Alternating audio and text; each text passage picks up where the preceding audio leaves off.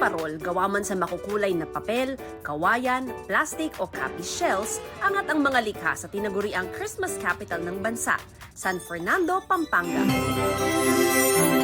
Idagdag mo pa riyan ang mga parol na gawa sa tela.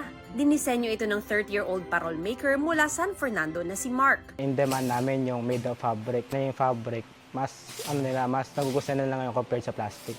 Yeah. Saka mas matibay kasi yung compared sa plastic. Talaga raw mabusisi ang paggawa ng fabric parol dahil gumagamit ng sequins na karaniwan sa mga gown. Depende sa laki at disenyo, nasa 500 hanggang 800 pesos ang kanilang fabric parol na bukod sa display sa inyong bahay, pwede ring iregalo sa iba. Speaking of regalo, tila maagang Christmas gift ang natanggap ng mga street sweeper sa Bacolod City. Naghandog kasi ng food packs ang barangay sa mga tinawag nilang eco-warriors. Pasalamat gid ang barangay sa ila kay sila ang mga eco-warriors naton because they love na ang ilang work. Maliit na bagay raw ito kumpara sa sakripisyo ng mga street sweeper para panatilihing malinis ang kanilang mga kalsada at plaza. Proud ko mo, wala ko ginisukuan ng ako ng pagka-street cleaners. Ano yung balang kapisan niya, ang kamayo, masobra na wala man kami isaway sa iya. Pis ka nakakakapoy, pisan man Japon.